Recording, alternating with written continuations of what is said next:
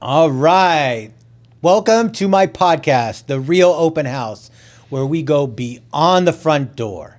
What do bartending for Hollywood A-listers, racing across the world at a national television show, appraising homes, selling real estate, designing jaw-dropping estates in Los Angeles all have in common?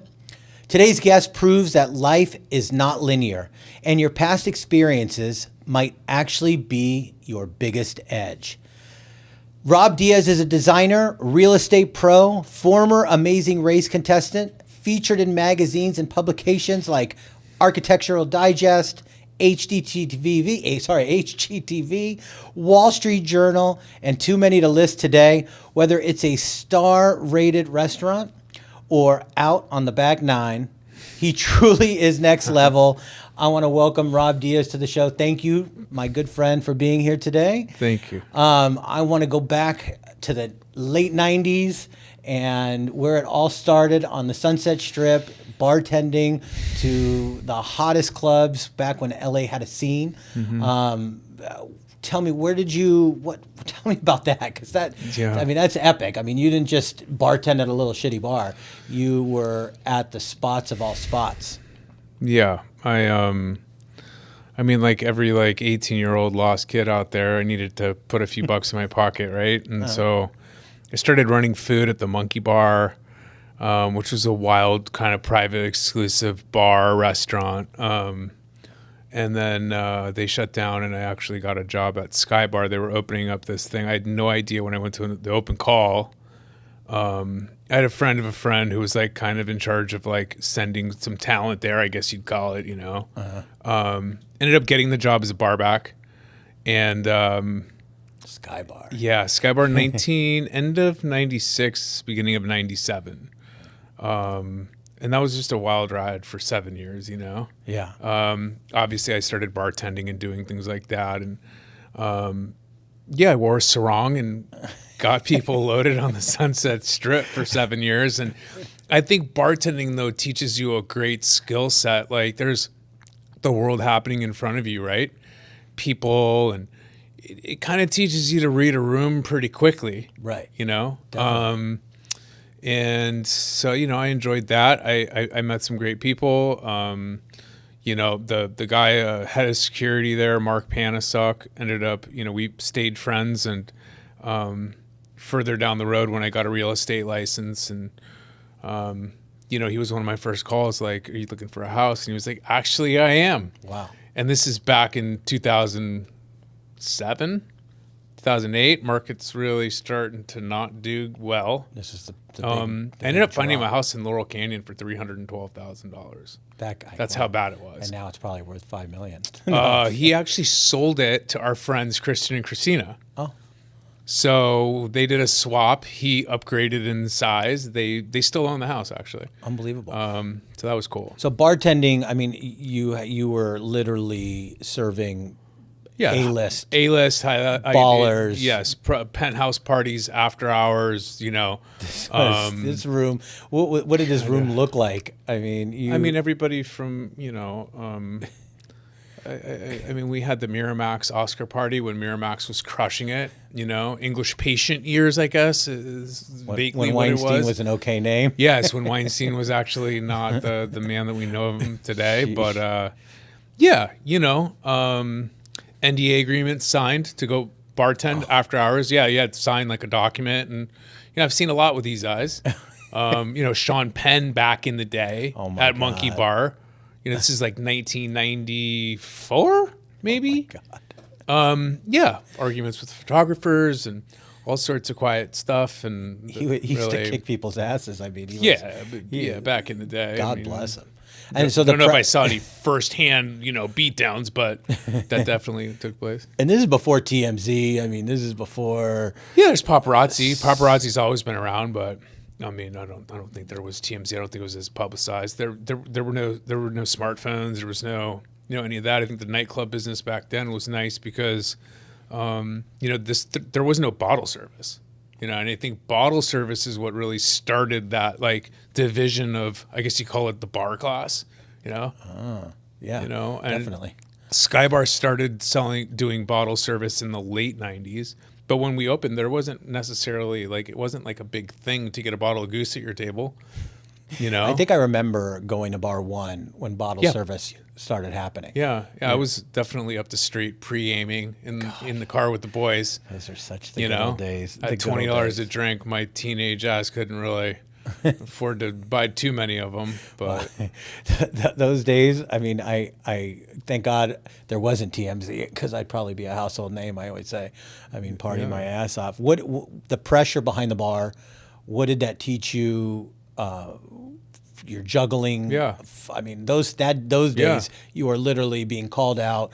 50 people standing in front of the bar trying to. I remember I have a visual of you standing behind the bar with 30 people trying to get your attention, trying to get a drink, one of your martinis or exotic drinks that you make. Yeah. What did that teach you for management and the skills that you have today?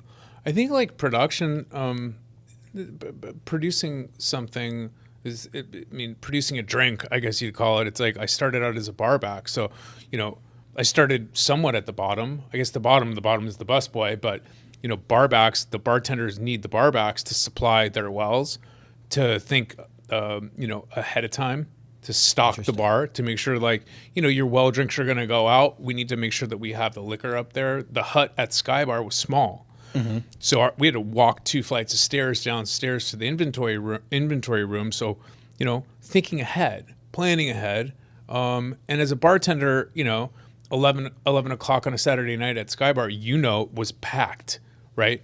There's 3 of us and 500 of you, and you're all thirsty. Very thirsty. So there is a time where you have to pick and choose, just like in development in homes, like you do have to pick and choose, like what's the brief here? What's, how many people can I get served in a timely fashion? Like if somebody wants a muddled, Cuba Libre at 11 o'clock, it's like, buddy, you're getting moved aside. I'm handling the Jack and Cokes, the Cosmos, and the vodka Red Bulls. And opening a Heineken. I mean, I've been so busy at the satellite bar by the pool on Memorial Day where it was just me and a bar back, and there's 300 people just jonesing to get effed up. And so I literally just laid out 50, 80 cups, filled them with ice, speed poured doubles, topped them with Red Bull, and said they're $33 a piece, and people bought them. So thinking big picture here, right? Uh-huh. So yeah, just being able to think ahead, knowing what your client wants, and being able to accommodate that. And luckily for me, in the development side arm of my business, because I have a client side and a development side, at least in the development side, I identify the site first. And so it's production. There's guys, instead of a bartender, I have a mason, instead of a cocktail waitress at the service bar, I have a framer. I have, and so there's a pecking order. And this environment is sharpening your skills for your future, which is today. And to be able to deal with people. Problem solving. Yeah. I mean, in problem a way. Solving. Thinking ahead. Exactly. 5 steps ahead. And this seems like this is the start of your first master class, of how is shaping the person, the Rob Diaz design that you're in today. And, I've had your martinis. I'm a martini connoisseur, Yeah. And I can tell you, your martini is by far. I don't like everybody's martinis, but your martini is special. Thanks, man. Still got it. And you still got it. Still got it. Yeah. So now you're leaving the bar scene, and there's this national television show called The Amazing Race. Life throws this at you. Mm-hmm. I know the story because you shared it with me. Tell our listeners the process of how you and your girlfriend at the time, Kimberly, got on to the show, because it's spectacular. I mean, you don't know, and this is back in the day when. Yeah, this is a while ago. This is a while ago. So how did you get onto the show, and what was the process? One of her girlfriends was working at CBS in production. I think casting, really, and they were looking for the last team. They couldn't find the right fit, and she was like, "Hey, why don't you and Rob come in?" you know, and we're like, okay, you know, so we walk into CBS, you know, on 3rd and Fairfax, and, you know, I didn't know what to expect. And I opened the door and there's like, you know, an entire production team, Bertram Van Munster, the creator's there, the head of CBS is sitting there. There's like 15 people. We're up on a table and they're asking us a bunch of questions, and we start mildly arguing, you know, just like the show. They're asking us like, you know, religious questions and like, you know, what's your stance on religion, and knowing her father's a pastor and I don't come from that. And so they start picking and prodding, and that's how we got cast. You know, we left thinking like, great, well, we really, you know, screwed that up. And, you know, we didn't have the foresight to know that like, well, it's reality TV. Good TV right they're looking there. for conflict. And so, yeah, I took 35, 40 days off of work, and, you know, almost won. You came in what, I think? Second. Yeah, Yeah. second. Yeah. Yeah. It was screwed up taxi ride in New York City, kind of hosed us out a little bit, but it wasn't meant to be. I don't know if you gave me $1 million at that age, I don't know if I would have done the responsible thing. So maybe God. Yeah, I think God wants. I mean, I'm right where I should be. You know. Yeah. Yeah. And what was filming like? Was it one cameraman? How did they? Yeah, each follow team. you? So there's 12 teams of 2. Each team has a boom guy, a sound guy, and a camera guy. There's really not a lot of interaction between us and them. They're there to film. A lot of these guys are like war photographers. Like they're well traveled. These guys have been in Sarajevo.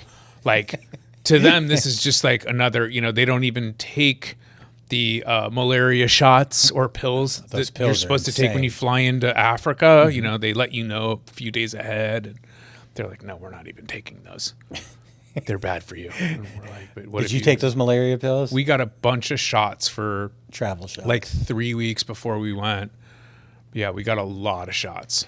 Like Japanese encephalitis. Oh, yeah. I did it all. I went to Africa, and those malaria pills, though, I tripped out. I hallucinated. I mean, I was in the shower, and I remember being in Africa, and I was like, I'm stopping taking. I'll take malaria. Yeah. Even though I'm not going to get malaria, but still. Yeah, I don't remember having any effects. I think it just hits everybody different. But the experience was amazing. I think the greatest thing that I got from that was just an understanding of like, you know, when you think the world is this big, huge, like unattainable thing, right? You know, you see things on TV or in film, and it's really not. It's really just a plane ride away. You know, it and really you ate gross things. I mean, how did you overcome? I'm a hyper competitive person. You just wanted to win. I'll eat. You put $1 million in front of me, like I look at the competition. I love the competition, and I think that my partner at the time is A-type and loved the competition, and I don't know if that gels well in a romantic relationship under that stress. 2 people that really want to win. Like the tomato tossing. Yes. One of the more entertaining episodes of The Amazing Race. And how long did you stay with Kimberly? Not long. It didn't last long. So you guys get back from the show? No, I mean, I think the whole experience with her just exfoliated like all that was wrong in the relationship and did us both a good service, right? Like not a lot of wasted time after that. It was destined to be over. You know, wish her all the best. She's got a great family out here and doing great, and so am I, and happily married, and God bless her. You know, life goes on. Yeah, that's so funny. And part of like bartending and the skill set to problem solve and think ahead. Mm-hmm. This show, another chapter of your life, another section of the Rob Diaz journey, I should say. You're thinking ahead. You're planning. Which is leading you to your ultimate career of today. But before the career today, you went into real estate. So you, in 2000, I want to say 2010-ish, you were also appraising houses. It was actually earlier. I was 2000. Yeah, you're right. 2005, I think. Yeah, right? I think I remember. There was one evening standing behind a bar. I might have been like somewhere in my late 20s, and I just was like, if like, I could be doing this forever. I do not want to be back here forever. You know? Bartending. Yeah, I think you have fun for a while and you enjoy it. You're young, you're 21, 25, you know. You get into your late 20s. For me, my experience was this party could last a long time, and I'm not so sure I like the after party. You know, it can turn kind of dark, and I think that it did for me, you know, and I was like, I don't really know what I'm going to do, but I need to keep my mind open. And I had a friend who was in real estate appraising, and we were at a barbecue just hanging out, and I was like, how's your gig going? This guy, his name is Ron Dobb, and he was like, I am crushing it. He's In like, the appraiser. yeah. He's like, it is make your own destiny, you know, hit the mortgage streets, you know, real estate offices, you know, effort is going to equal success in this business, right? You can learn the skill set from the senior, you know, the guy who's going to teach you. He's, you know, anyways, he gave me the whole scoop on appraising, and I thought, all right, I'm going to give this thing a shot. So I went to appraisal school. I think it was in the West Valley at like a Holiday Inn or something, in like one of the back rooms. They rented out. Guy's name was Dan Bone. Old school appraiser, no nonsense guy, like very intimidating teacher. Was basically like, this is hard. If you don't want to be involved, just leave now. Like, save yourself some time. You know, it's not cheap. It wasn't cheap at the time. But I gave it an open mind. After about a week or so, I was like, I think I'm pretty good at this. I think I fundamentally understand what he's teaching. And I think I just latched on to something that I thought, like, I think I could be good at it, you know? And so I gave it time. I did very well, passed the state exam, passed his school. You know, you have to go through a certain amount of classes and testing. You have to pass his internal test, I think, in order to get a seat at the state licensure testing. Passed that, had a place to go at Shiner Appraisal in Encino. Again, great mentor, guy who showed me the ropes. He's one of my best friends still. Still to this day. Yeah, to this day. He taught me the ins and the outs. He said, listen, he took a Thomas guide and he drew a Sharpie line from the Hilton in Beverly Hills all the way down Wilshire through K-Town. And he said, there's more mortgage shops on this street. Just feed them. Break bread with these guys. They're just a bunch of 20-year-old guys in a war room Oleeskys. trying to, harpoon deals. Yeah. So they're going to remember the energetic guy walking into the office with a box of bagels, some smear, and a pack of brochures. Like, dap some hands, get in there. So that's what I did. I opened an account at the Bagel Broker. I think there was an Italian kitchen down in K-Town. I was like, I'm going to be in here every Monday. I'm going to order lunch. I'll pick it up. So I picked it up myself, and I just did that, and the phone just started ringing. So I was bringing him more business than like the rest of the appraisers in the office. He gave me his time, taught me that skill set. I really liked that skill set. And then we had I think, was it Dodd-Frank? Yeah. And then as soon as that happened, The mortgage crisis, the mortgage. yeah, exactly. As soon as that happened, where they took my, I guess, entrepreneurship away, right? And it just went through third-party management. Right, I was like, I'm out. I'm out. And I went to an appraisal, one of my last appraisals in Mount Washington, and I was 10 minutes late. I was driving a little Audi sports car, smoking cigarettes, blazing Beastie Boys, pull up, and the agent's like, are you the appraiser? And I was like, yeah, man, you're going to be like 20 grand short. Just letting you know. I'll go measure the house. I'll see you in 20 minutes. You should call the other agent and make the deal work. It's going to appraise for here. He's like, holy shit, really? Like, what? And I was like, yeah. He really liked me. He took a liking to me. He was a broker in Beverly Hills. And he was like, you're in the wrong business. You need to sell real estate. Like, you'll be great at it. So I got my license, stopped appraising. Because of this. This is your, because so of this your interaction. pivoting. I was already kind of really not liking the grind of the appraisal anymore. It kind of like, I wouldn't say like bored I did that, You're but right. yeah, I was kind of bored. Yeah. It's a very analytical job. It's like black and white. I liked the freedom that it gave me. If I wanted to make money, I could make money. If I didn't want to work, I didn't have to work. I was my own boss. The management company started ripping our fee down to like nothing. Do you know what I mean? I was getting like $450 to Yeah. $2,000 a report, and at $220 a report, I'm like, No. I made more money bartending. Why am I doing this? This is a grind. And anyways, I got my license. What do I do now? I was like, okay, I have a real estate license. Like, how do I do with it? Yeah, what do I do? And all of these office meetings, it's like 10 people, 10 interactions, 10 this, 10 emails, blah, blah, blah. And I was like, geez, okay. So I just went through my Rolodex, and I had a bunch of investors that I'd done appraisals for. And so I reached out to these two brothers in Westwood. Their father was a huge commercial builder. He did a bunch of condos, and they were in the single family space. They flipped a bunch of houses. They would call to get appraisals on an ARV. Hey, if we add a bedroom and a bathroom and we make it really nice, what do you think it's going to sell for? So I was their kind of valuation guy. And so I just called them and said, hey, guess what? Your appraiser just got a real estate license, and I'm gonna get you some deals. So, and I'm gonna know which deals to get and for how much, and try and work that angle. So I was doing that with a bunch of different investors. I had a guy in the West Valley who was loaded, and he did passive income. So he had a bunch of rental properties. I sold him a ton in Angelino Heights, historical things that are probably worth $1 gazillion now. But back then, the more you bought, the cheaper they got. Do you know what I mean? Yeah. Like Phil Baroda.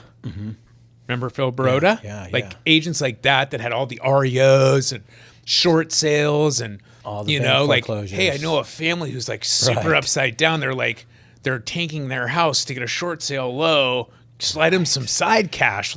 It was the Wild West. Yeah. And people went to jail for homeowners this. were taking $30,000 and being like, okay, we'll sign your contract. Yeah, remember cash for keys. Exactly. Cash for keys. And people went to jail. I mean, there was definitely lenders and bankers, and there was rings of these people that were doing it. Doing the appraising world. Visiting properties. Yep. I've seen a lot, all the way from, I did everything from basically the TJ border through Santa Barbara. So I had MLS access to all these counties: Riverside, San Bernardino, Ojai, Santa Barbara. We did appraisals all over the board. And inside your belly, were you looking at these houses, looking at the construction, looking at the architect? I started to. Once I got my sales license, and I didn't really know what kind of agent I wanted to be, I think I started to sell the homes for these guys. So I'd find them the deal on the front end. They'd buy it.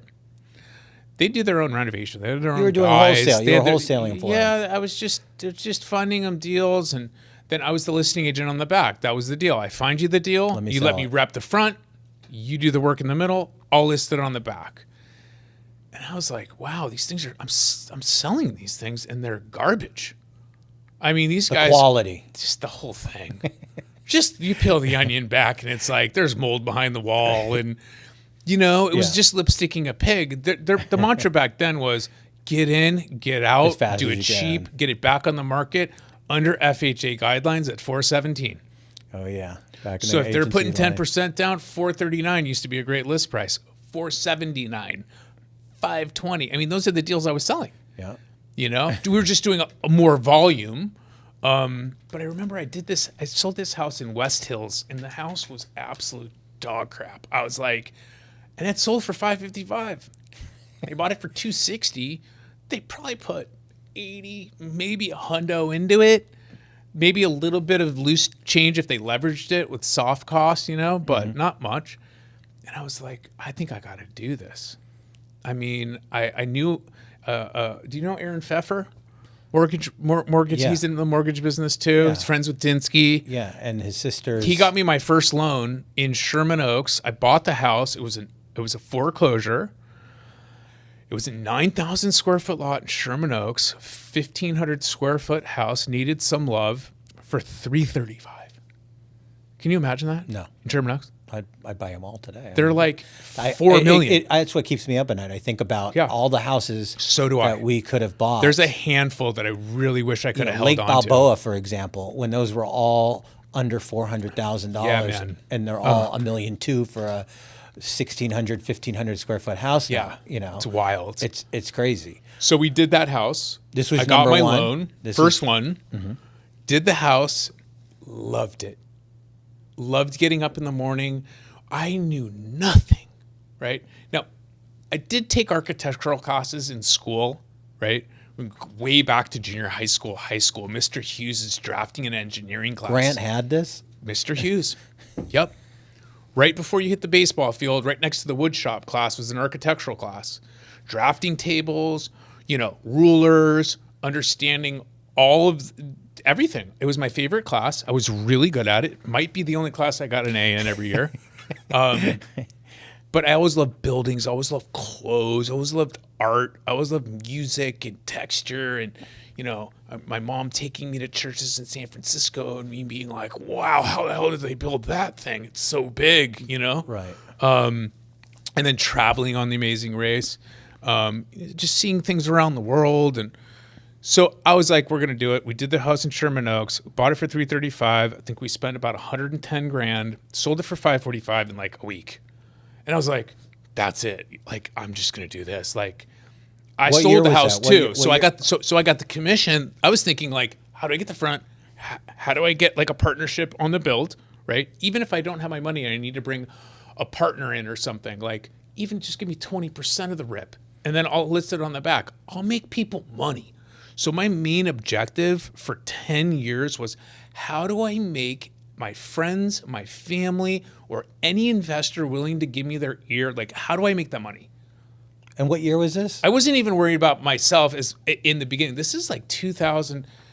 I mean, the first house I did was, I think, 2008, man. It was Because right. this is still your philosophy today. It was right after the crash. I mean, your team, your agents that you do designing with, it's make my friends, let everybody make money. Let's all do it. Yeah. Let's all work together. And you're still doing it today. I mean, that root is still there today with everything you do. It's a bigger route. I mean, bigger scale, definitely. Yeah, much bigger scale. It takes a long time. I was doing smaller houses. We never lost money on a deal.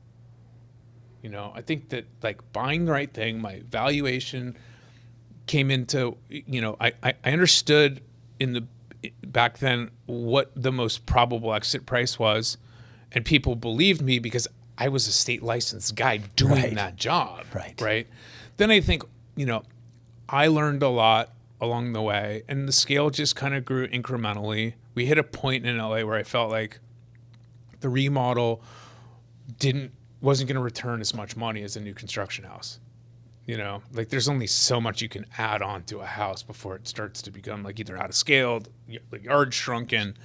And so we just started, tearing them down and building new. And then you knew your exit price was at the top of that market. Because it's a brand new home. Because it's bigger, because it has the 5-bed, 4.5 bath. It's got the pool in the back. It might have a pool house. It checks all the boxes. And this organic growth is all from you. I mean, did you have coaching at this time? Did you have somebody? You always have people that have, Your always, influence. Yeah, you're always influenced by other talented people. I think obsession comes in where you just, the internet takes charge, right? So things like Instagram come up where through the flick of the phone, like I can see somebody's work in Europe or Monaco. You're looking at right. Yeah. And then I think you hone that by taste can grow. You grow and you start to realize through past experiences, like what worked and what didn't work. Yeah. And yeah, I mean, I still look at people that, I go to like events or dinners with super talented people and I'm like, oh, wow, I guess I earned a seat here. Do you know what I mean? Right. There's imposter syndrome. There's always that anxiety of, is it good enough? Like, is this good? Yeah. I think it's good. Yeah. I mean, art is very hard to appraise, I guess, in some capacity. And that's a challenge because there's a price to it. Even today, if you see a priceless piece of art, it's a priceless piece of art. Yeah. Putting an actual price tag on it is a challenge, and you build these monstrosities. I mean, these estates that are, in my opinion, works of art. I mean, I've shared this with you. I mean, your Fryman estate, for example, I saw this weekend, it was Oakdale or, these in my opinion, are works of art. The way you are staging them, the artwork on it, the stereo in Oakdale. I mean, these are really hard to put a number on because you've got to find the person that also sees this and loves that taste. And I feel that the way you build homes, you are almost showing them how to live. These are like, I don't know if that makes sense, but like something like that house is all about health and wellness, Fryman. You've got a wonderful back house with the gym and the pool house and all this other stuff. How do you overcome critics? Because you have a taste and you have a flavor and it's actually a brand. It is now, you could say, oh, it's a Rob Diaz style house, and every agent in LA knows that's this type of house, which is spectacular, and bravo to you, because I love hearing that, because I know you back in the day, and to hear that you've made a brand, a style, I should say, where, it's like baggy jeans, Rob Diaz design, it's special. How do you overcome the criticism or, I know we've talked about somebody sitting in an open house and seeing somebody walk through and go, oh, I don't like this. That's why I don't sell them anymore. Because that's why I left that a long time ago. I leave that up to the brokers. Like, you work really hard. These are years and years of work, Mm-hmm. I think that the Fryman estate in particular, the shaping of that house was something that was living in my mind for 10 years before that. Yeah. There was just never a site that big to accommodate that drawing. How did you get that? I mean, that was Alex Trebek's house, right? Yeah. And it was on the market. It was on the market for $7, I think. And, I live right around the corner. Lee and I live in the Triangle. So I saw it came on the market and I was like, it's a very large piece of property, So I went to check it out, thinking like, hey, maybe we could remodel this. Maybe we could fix it. And we just couldn't, And his daughter, who's an amazing person, Emily, she was the agent for the family and the estate. And they decided to go with our offer. And was finally able to implement some really great massing of pavilions in the back. And we got lucky with the sight line in the back. Those redwoods and those pines are, 300 feet tall. It's magical. I think that when I came to the site, I felt like I wasn't in Los Angeles. I could be in Central or Northern California. It's so mature and lush. Or Tuscany. I mean, or wherever. It's such a special yard. So the house was built around that sight line, and that's why there's a central courtyard and a meadow, and it's really a U-shaped hacienda type of construction in which there's gardens and breezeways, and the masses are broken up. And you walked in, did you already start in your mind seeing the finished product that it is today? I saw the blocking and the massing gets done, room identity takes shape in that process. But I think the site is the main thing that I look at first and foremost, right? What do we want to look at?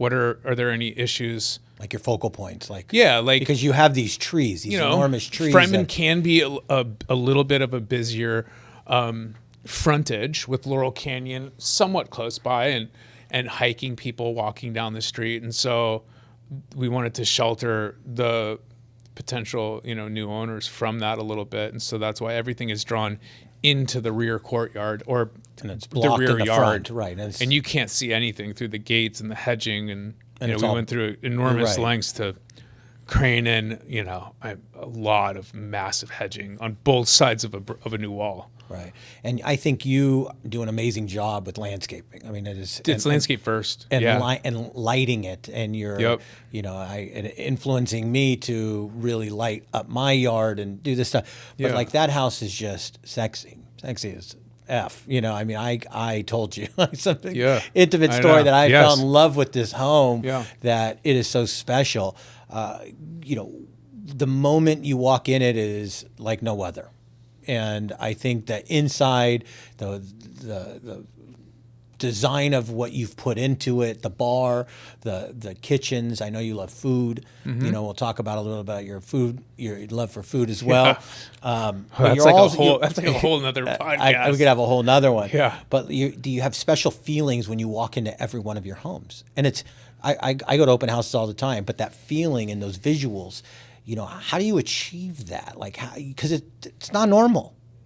These are works of art. Yeah. How do you achieve that feeling? For example, Oakdale, you walk in and it's the pocket doors, the pocket sliding doors that open up, and you just. Yeah. Well, I mean, things like pocket doors and you know, room locations and things like the massing, I guess you'd call it, of the buildings. It's like on Oakdale, we had to build the house around those 3 massive oak trees in the backyard, right? I mean, those things are humongous. Monsters. Right? So that's why we have a juxtaposition of, you know, garage building over near the skinniest, I guess, part of the lot. And because you pivot around those trees. yeah, we're making like a 45-degree kind of turn. And that's why we didn't have a first floor massing between one pavilion and the other. And you have that center breezeway. So you can see through the front yard and backyard through the oaks.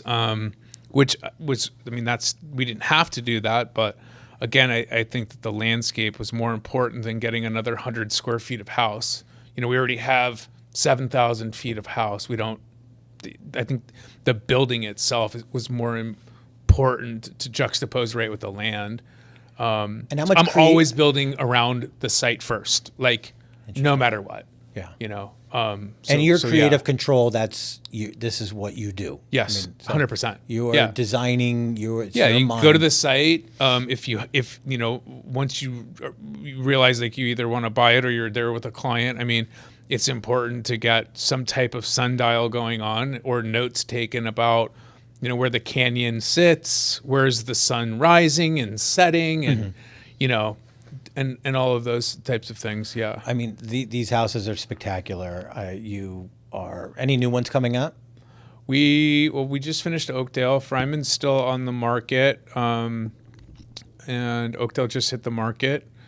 We have 3 client jobs in the Palisades, so I'm doing 3 design jobs. We have general construction separated from now on, so there's no longer a design build consolidated business model. I'm not doing that. It's too much. So we have 2 preferred general contractors. They're doing the work from our plan sets. My office is making sure that FF&Es and drawings are as detailed as humanly possible. It's big business now. I mean, Fryman is on the market honestly, for how much? I mean, you know, the builder in his process, you know, they have great back of office support for our clients. You know, I really don't want to be driving to the Palisades to check a P-trap. Right. I've already done that. Right. Do you know what I mean? Yeah. I'd rather be designing beautiful things, and I think that our offices, the client's money is better spent for us to do that. And so, I mean, that's why they hired us. Yeah. You know. So you're passionate about houses. I love design. I just love everything. I mean, from the way a coffee shop could look. We might be doing a coffee shop, a big one in Culver City. Amazing. So commercial. Really funky, weird. Have you seen some of the modern buildings down in Culver City? Like off Jefferson and like Hayden? They're weird. And so we just walked it today. Oh, that's right. You're in Culver City. Yeah. So big challenge, fun. I'd love to do a boutique hotels. I've got a thing for something either up in Northern California or Joshua Tree or Ojai, you know. So your love for building and designing. It's not just single family. Right. So you're doing everything. I think equally in your brain, it's 50-50 design and I think 50-50 food. Which transitions me to, you know, another segment. Love the foods, Josh. You love the food. You know, I mean, I think you're passionate. You know, we talk whenever we get together about restaurants and food, and I have a pizza box tattooed on my arm. You know, exactly. I mean, you're. Do you look at a plate and go, God, you know, the way that they plate this? I mean, are you critiquing in your mind? Not critiquing, but are you looking at the passion of the chef because I know you love Michelin restaurants. You love Yeah, sure. fine dining and you love Tito's Tacos. Yeah, you know. I love. You know what I mean? It's There's a not time like- and a place for everything. There's a time and the place Yeah. for everything. So, like, designing your house, do you look at food the same way? I mean, because I know you are really passionate about it. I mean, especially for someone that's so in shape. I mean, you really love food. And It's a lot of working out to burn off the calories I eat, Josh. A lot. I mean, your favorite flavors. I mean, one of my favorite things to eat, honestly, is a white paper plate, a hot New York slice with a Coke, man, on the corner. You know, like it doesn't always have to be crazy bougie. I mean, we've been to Napa and sitting in the orchard at French Laundry and had food, or 11 Madison Park in New York City, or all these fantastic restaurants, Providence. I mean, the list goes on, but some of the best meals are just al fresco outside with a good group of friends. We had like a 4.5-hour dinner in Cabo. The food was good, but it wasn't. I don't know if that was the experience. It was everything else. The design of the place, the chairs were super comfortable. Yeah. If you could pick one, I know it's hard. Yeah. The best meal you've ever had. The best meal I've ever had. Oh my goodness. And we're talking ambiance. We're talking the experience. French Laundry's got to be on the top. It's probably French Laundry. I mean, my wife's been there. It's one of her favorite. Yeah, it's probably that. The whole experience. The whole experience, yeah.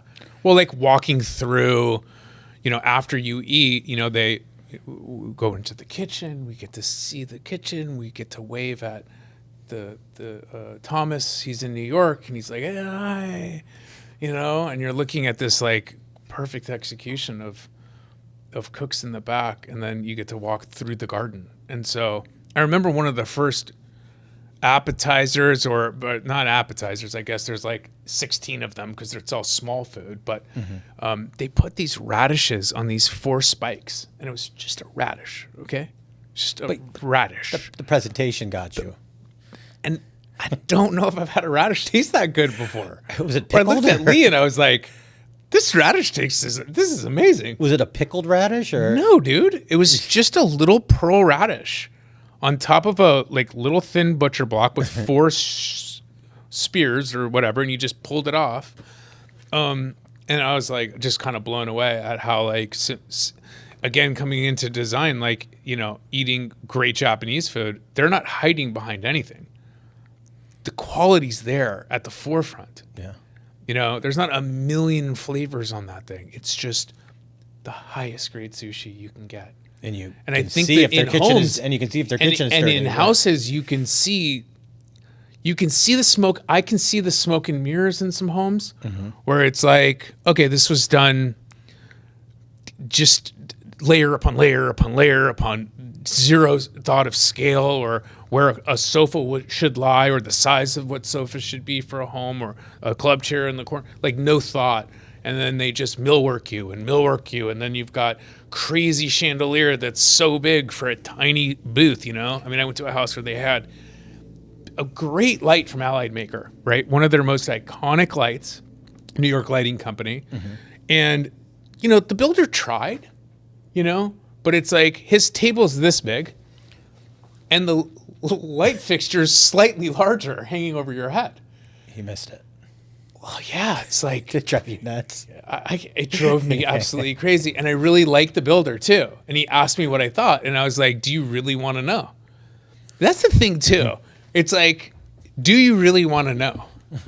See, like, I really want to know, but I only really want to know from people that, and sometimes I don't know if I want to know. It's like this weekend we're standing around I the do pool. an appraisal myself after every house. It's something that I do. I spend part of an evening by myself, fully furnished with my furniture, the rugs that I picked, the credenza that's there at the foyer, everything done, completely done, it's photograph ready. And I just sit there, and I might order Postmates. I might light a Cuban in the backyard. And I just kind of sit there and walk through the home, spend some time with it, and that's usually good enough. And It's kind of none of my business what it ends up selling for. I don't know if I'm building the things. I need to make money, right? I need to make investors money. I need to pay off my debt. I need to be able to keep going. And we've been lucky in that regard. We've done well. But I don't think that's my main driving force. I think that like being proud of the work is like more important. Like telling your story in your design. Because Yeah. that's what I feel. Yeah. I mean, knowing you. I'd love to have the financial freedom, which I have had some, right, towards our projects. But to have complete carte blanche doesn't mean I'm going to spend more. It's just like good things cost money. Like it just does. Yeah. And it's a loud world. I can't put a fake light in from, there's great lights that I have to buy the real one. I can't do it. I bought fake pure Yanovich sconces at the foyer at Fryman. Couldn't do it. Can't do it. I'm not going to knock off some guy's work. I'm going to buy the real thing. It's going to cost a lot more money. But someone will appreciate it. But I can see the joinery. Yeah. I can see the cheat code behind the fake. Yeah. I can see the patina doesn't match. I am so detail oriented. It's tough being me from time to time. I'm sure. I mean, but same for any artist. I mean, I think that it is a challenge to see someone else's work when it's not up to par or up to code. And, like I said, it's a loud world in your creative mind and it's challenging. And then like opinions and people's things when they come in at the end, it's like everybody's got one. I have to be happy with the work, right? Like Nick this weekend was like, if I would have done this backyard, I would have put an electric pool. Yeah, exactly. I'm like, Nick, first of all, they don't make one, dude. You're an attorney, bro. Yeah, bro. Stick to the lemon law. Right. But yeah. I was sitting there. He wanted the like glass pool cover that retracted. I know. Just so you could have people dancing on it on a dance floor. I was like, I know. Bravo, dude. We were talking about on the way home. I was like, this guy is this is a masterpiece. I wouldn't change one thing on this house at all. But people do shit like that. Let me tell you, Rob, if I redo this is what I would. What are you talking about? This is a $15 million house. This is perfect. I can move in it in 2 seconds. All right, so let's jump into my rapid fire questions. Oh boy. I mean, here we go. You did answer a bunch of these already, so we're going to be hard to talk about it. One trend in LA that you despise right now? A trend in LA? A housing trend. A housing trend. I think I know the answer, but I think that there is a design trend of, I guess I'd say, like the play it safe day spa vibe. Right? Yeah. Where it just looks like where like when I come through the threshold of my home to my home, mm-hmm. I want it to be my home, not an extension of Burke Williams. If you look at every coffee shop or like, you go to Civil or you go to Sportsman's or you go to retail spaces throughout your day, I do not want my home to look like that. It's like the cold. Do you know what I'm saying? That like cool day spa, unoffensive. Yeah, no. And so I think that there was a huge trend towards that where everything is just plain slice white oak with a white wall, and a million recessed lights. That's something I can't stand is recessed light. Yeah, you don't have them. Actually, now that I think about it, they don't have them. We're putting them in a few of these Palisades houses, and they're flushed in, and they're small, and you barely even notice them. No trim. But I love it. You've traveled the world. Favorite city for food? San Francisco. No kidding. Yep. Really? Yeah. I didn't see that one coming. Yeah, San Francisco. Wow. Yep. All right. Well, there you have it. Fish or steak? Steak. All day long. All day. Not close. Not close. And oysters. One word that defines your art, because I know you appreciate art. Yeah. Your style. I mean, I love it. I mean, even in Oakdale, the Run DMC stuff and. Yeah. I don't know if I can give you one word. I think ever changing. That's a good one. Yeah. I mean, I haven't built the same house twice.